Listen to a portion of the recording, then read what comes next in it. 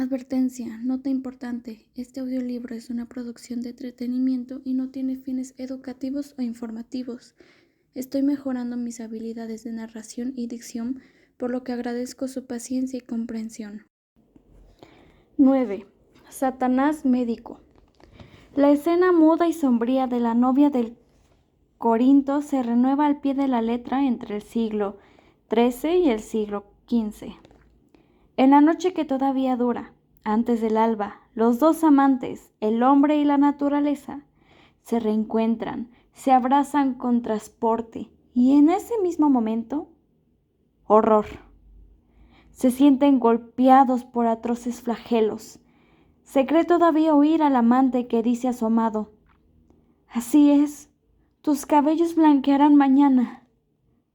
Yo estoy muerta, tú morirás». 3 golpes terribles en 3 siglos. El primero, la metamorfosis chocante del exterior, las enfermedades de la piel, la lepra. El segundo, el mal interno, la extravagante estimulación nerviosa, las danzas epilépticas. Todo se calma, pero la sangre se altera y la úlcera prepara la sífilis, el flagelo del siglo XV. Las enfermedades menos precisas de la Edad Media, dentro de lo que entrevemos, fueron ante todo el hambre, la languidez y la pobreza de la sangre, esa tisis que se admira en las esculturas de la época. La sangre era agua insípida, las enfermedades escrofulosas debían ser universales, fuera del médico árabe o judío o costosamente pagado por los reyes. La medicina se practicaba solo a la puerta de la iglesia junto a la pila de agua bendita. El domingo, después de los oficios, llegaban los enfermos, pedían socorro y se les daba palabras. Han pecado y Dios los castiga. Agradezcan a Dios, tendrán tantos menos pecados que pagar en la otra vida. Resígnense, sufran, mueran. La iglesia tiene plegarias para los muertos.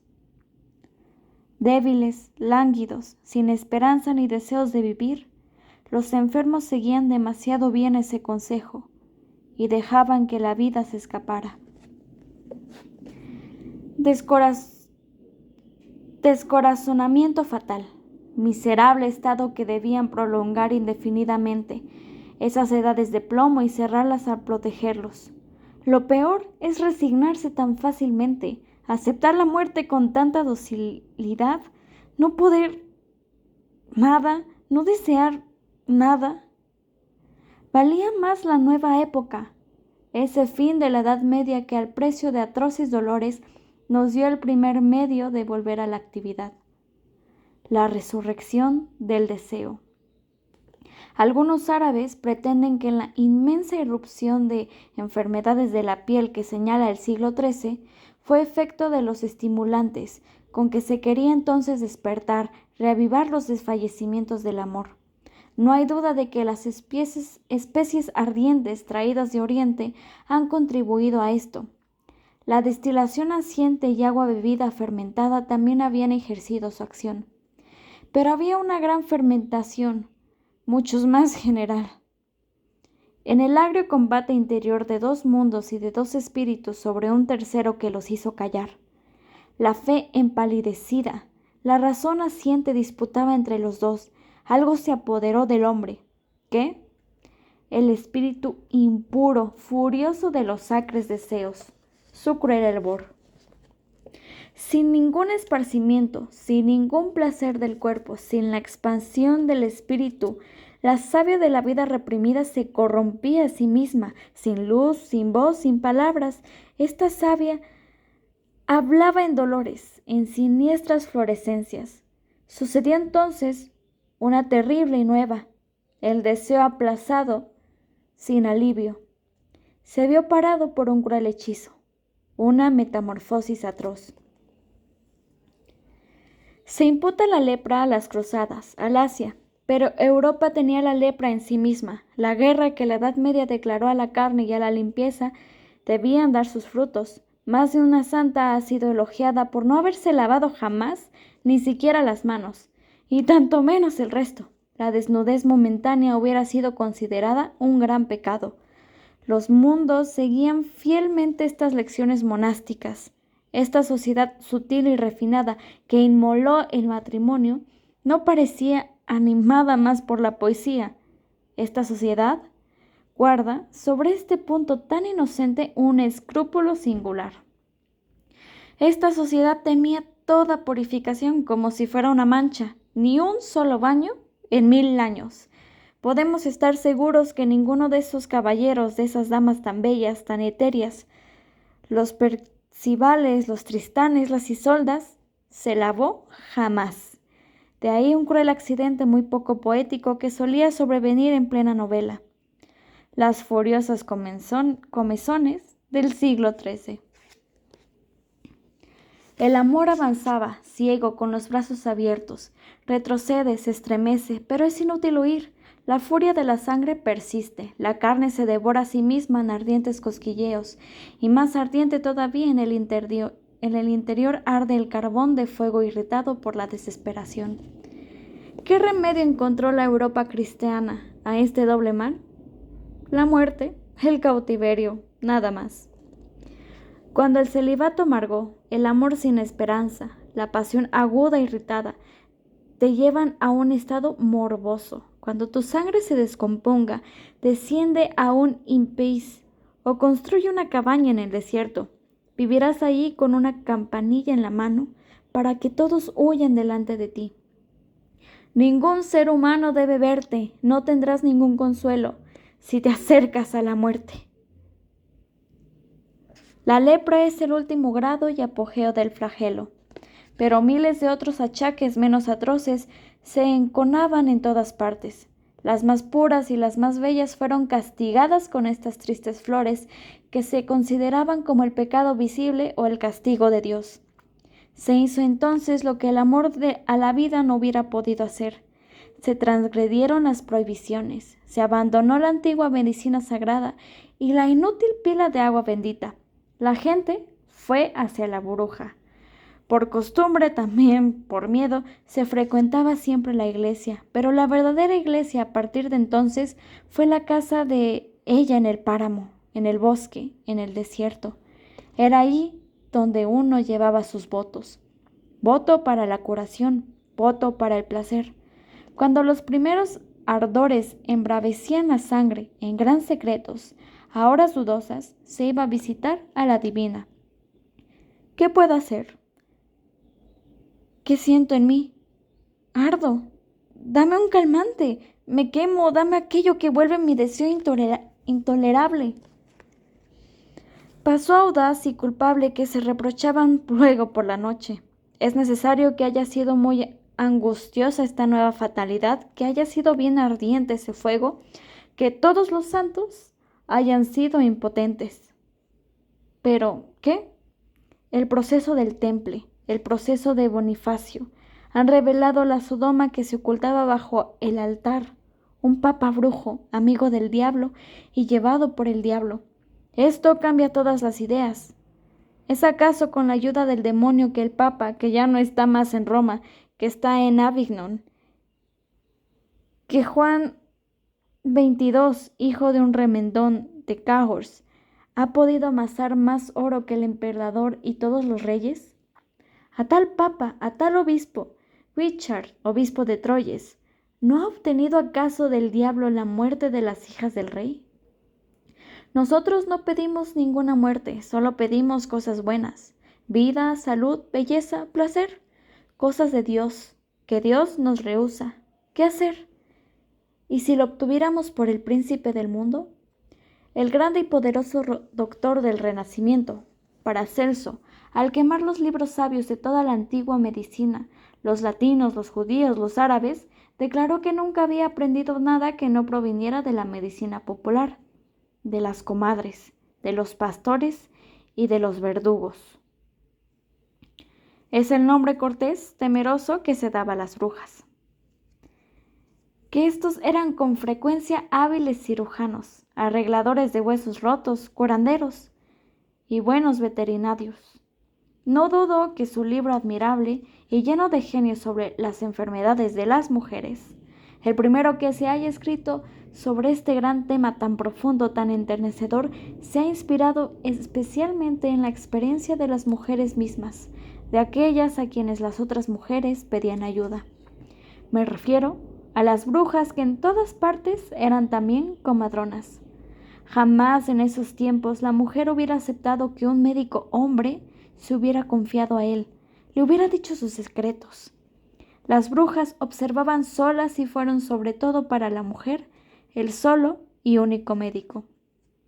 Lo que mejor sabemos de la medicina de las brujas es que empleaban mucho, para los usos más diversos, calmar o estimular una gran familia de plantas equívocas, muy peligrosas, que rendían grandes servicios. Se las han llamado con razón las consoladoras, solanáceas. Es penoso observar la ingratitud de los hombres. Han venido miles de otras plantas. La moda ha dado valor a centenares de vegetales exóticos. Y esas pobres consoladoras que nos salvaron entonces y cuyos beneficios se les han olvidado. Por otra parte, ¿quién se acuerda de ellas? ¿Quién reconoce las antiguas obligaciones de la humanidad hacia la naturaleza inocente?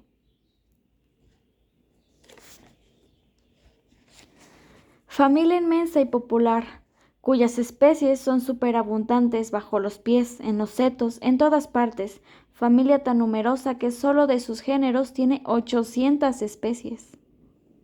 Nada más fácil de encontrar, nada más vulgar, pero la mayoría de estas plantas son de uso muy dudoso. Fue necesario la audacia para precisar la dosis, la audacia quizás del genio. Tomemos desde abajo la escala ascendiente de sus energías. Las primeras son comestibles y sabrosas, berenjenas, tomates, mal llamados manzanas del amor. Otras de estas plantas inocentes son la calma y la dulzura misma, como las féculas, el caldo blanco, útiles para fomentos. Aquí encontraremos una planta ya sospechosa que muchos creían un veneno, planta dulzona en un primer momento, amarga después, que parece decir las palabras de Jonatás. He comido un poco de miel y por eso me muero. Pero esta muerte es útil, es el apaciguamiento del dolor, pero dulce amarga, tal es su nombre, debió ser el primer ensayo de audaz homeopatía que, poco a poco, se elevó hasta los más peligrosos venenos. La ligera irritación, los picoteos que da, la señalaron como remedio para enfermedades predominantes en ese tiempo, enfermedades de la piel.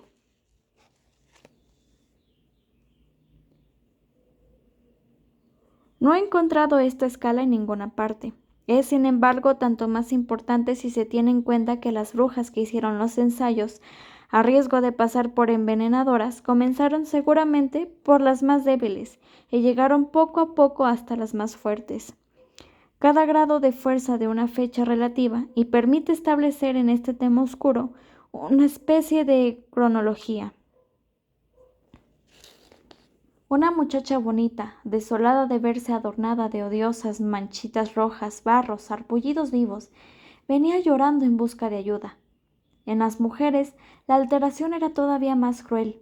El pecho, el objeto más delicado de toda la naturaleza, y los ramales que formaban por debajo de la piel una flor incorporable.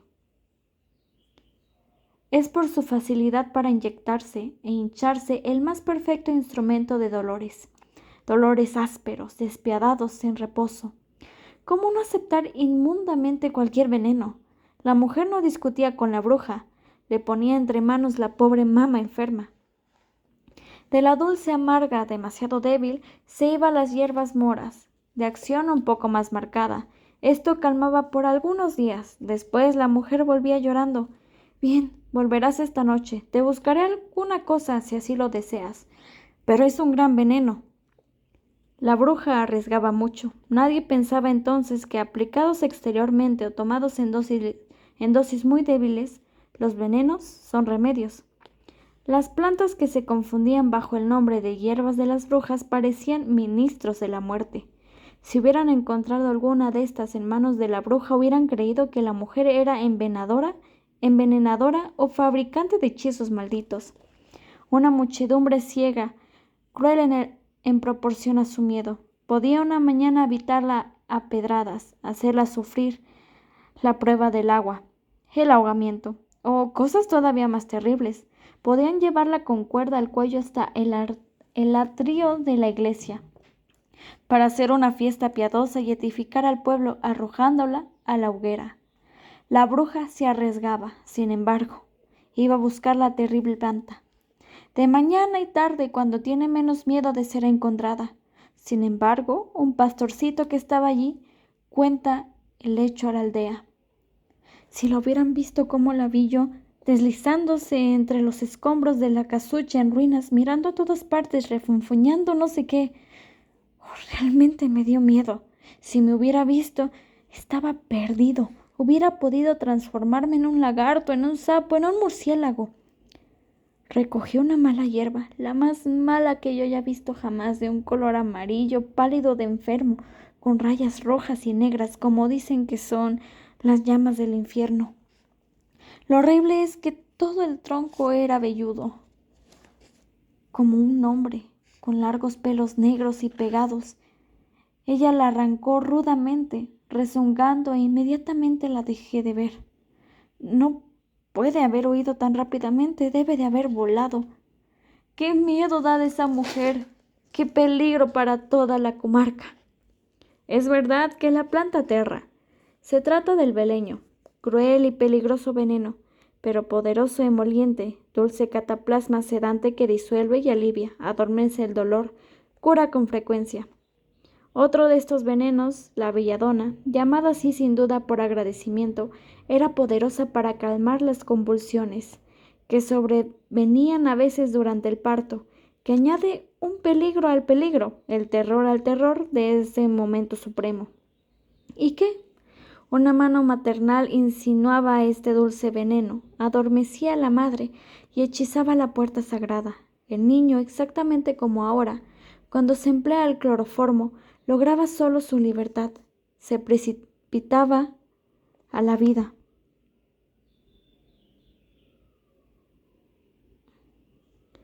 La belladona cura de la danza haciendo danzar. Homeopatía audaz que naturalmente debía aterrar. Era la medicina al revés, contraria generalmente a lo que conocían los cristianos, estimada únicamente por los árabes y los judíos. ¿Cómo se llega a esto? Sin duda por el efecto simple de un gran principio satánico. Todo debe hacerse al revés, exactamente a la inversa de lo que se hace en el mundo sagrado. Este tenía horror a los venenos. Satanás lo emplea y los convierte en remedio. La Iglesia cree que por medios espirituales, sacramentos, plegarias, podría actuar sobre el cuerpo mismo. Satanás, a la inversa, emplea medios materiales para actuar sobre el alma. Hace beber el olvido, el amor, el ensueño, toda pasión. A las bendiciones del sacerdote opone los pases magnéticos hechos por suaves manos de mujeres que adormecen los dolores. Por un cambio de régimen y sobre todo de ropa, sin duda sustituyendo con tela la lana, las enfermedades de la piel perdieron su intensidad. Disminuyó la lepra, pero apareció ahondarse y producir males más graves. El siglo XIV osciló entre tres flagelos: la agitación epiléptica, la peste y las úlceras, que, si hemos de creer a Paracelso, prepararon la sífilis. El primer peligro no era menos grande. Estalló hacia 1350 de una manera aterradora, con el baile de San Vito, con la singularidad de que no era una danza individual. Los enfermos, como recorridos por una corriente galvanizadora, se tomaban de la mano, formaban cadenas inmensas, giraban hasta morir. Los observadores reían en el primer momento, después, contagiados, se dejaban llevar, caían en la gran corriente, aumentaban el terrible coro. ¿Qué hubiera sucedido si el mal hubiera persistido, como persistió largo tiempo la lepra, más su decadencia? Era como un primer paso, el camino hacia la epilepsia. Si esta generación de enfermos no se hubiera curado, hubiera producido otra decididamente epiléptica. Terrible perspectiva. Europa cubierta de locos, de furiosos, de idiotas. No se dice cómo este mal fue tratado, cómo se detuvo. El remedio que se recomendaba, el expediente de caer sobre los danzarines a puntapiés y puñetazos era indefinidamente apropiado para agravar la agitación y convertirla en una verdadera epilepsia. Indudablemente hubo otro remedio, del que no se ha querido hablar. En tiempos en que la brujería tenía tanto auge, el empleo generalizó de las solanáceas, principalmente la belladona. Popularizó el medicamento que combatía estas afecciones. En las grandes reuniones populares del Sabbat, de las que hablaremos, la hierba de la bruja mezclada a la miel y a la cerveza, y también a la sidra, al jugo de peras, la poderosa bebida del oeste, hacía danzar a la multitud una danza lujuria, pero en modo alguno epiléptica.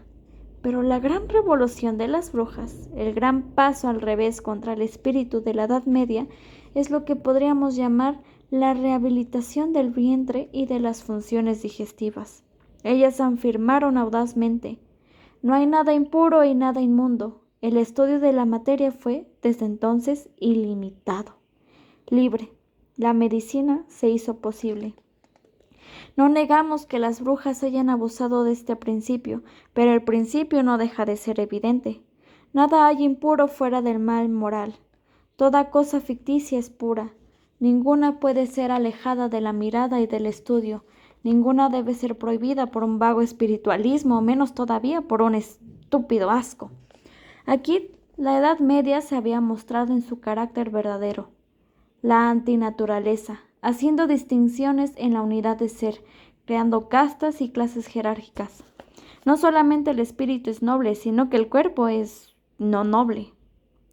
Pero hay partes del cuerpo que son nobles y otras que no, otras que son aparentemente plebeyas.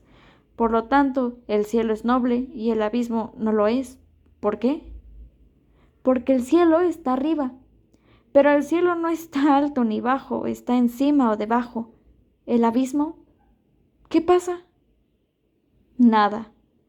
Y la misma tontería puede decirse sobre el mundo y el pequeño mundo del hombre. Este es de una pieza, todo es solidario de todo. Si el vientre es servidor del cerebro y lo alimenta, el cerebro, ayudado sin cesar a preparar el azúcar de la digestión, trabaja igualmente para éste. No faltaron, por cierto, las injurias. Se llamó a las brujas sucias, indecentes, impúdicas, inmorales. Sin embargo, sus primeros pasos por este sendero fueron, bien podemos decirlo, una feliz revolución hacia lo que hay de más moral, hacia la bondad, hacia la caridad. Por una perversión monstruosa de ideas, la Edad Media veía a la carne y a su representación maldita después de Eva, la mujer, como impura, la Virgen exaltada como mujer más que como Nuestra Señora, lejos de elevar a la mujer real, la había disminuido poniendo al hombre en el sendero de una escolástica de pureza en que iba a enquistarse en lo sutil y en lo falso. La mujer misma había terminado por compartir este odio prejuicioso y se creía inmunda, se ocultaba para dar a luz, se ruborizaba de amar y de dar placer. Ella, generalmente tan sobria en comparación con el hombre, ella que en casi todas partes aparece como herbívora y frugívora, que dan tan poco a la naturaleza que por un régimen lácteo vegetal tiene la pureza de las tribus inocentes, ella pedía casi perdón de ser, de vivir, de realizar las condiciones de la vida. Humilde mártir del pudor, la mujer se imponía suplicios para disimular, anular, suprimir casi ese vientre adorado, 3 veces santo del que nace el Dios hombre y del que eternamente renace. La medicina en la Edad Media se ocupa únicamente del ser superior y puro, es decir, el hombre, el ser que puede convertirse en sacerdote y que solo en el altar aparece como Dios. La mujer se ocupa de las bestias. Es por estas que se empieza. ¿Se piensan los niños? Rara vez. ¿En las mujeres? Jamás. Las novelas de entonces, con su sutileza, representaban lo contrario del mundo. Fuera de las cortes, del noble adulterio, el gran tema de las novelas, la mujer es en todas partes la pobre Griseldis, nacida para agotar el dolor, castigada con frecuencia, jamás atendida. Es necesario nada menos que el diablo, ese antiguo aliado de la mujer, su confidente en el paraíso. Es necesario que nada menos que la bruja, ese monstruo que hace todo al revés, a la inversa del mundo sagrado, se ocupe de la mujer para echar a tierra los usos y curarla a pesar de ella misma. La pobre criatura se estimaba tan poco. La mujer retrocedía, se ruborizaba, no quería hablar.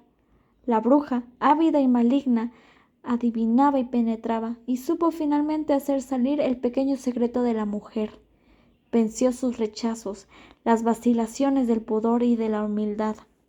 Antes que soportar esto, la mujer hubiera preferido casi morir. La bárbara bruja lo hizo vivir.